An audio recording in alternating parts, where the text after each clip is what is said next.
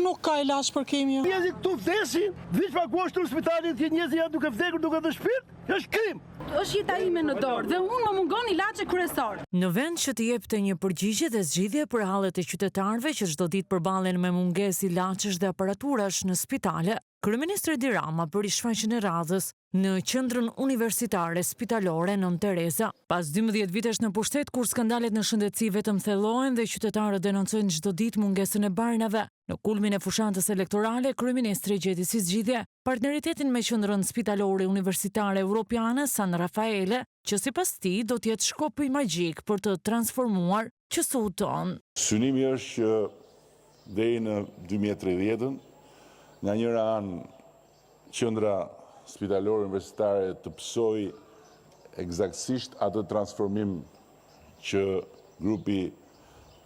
i San Raffaeles ka sjell në Poloni, duke u përfshirë drejt për drejt në të gjitha proceset, duke u përfshirë drejt për drejt në menaxhimin e qendrës, duke përfshirë drejt për drejt në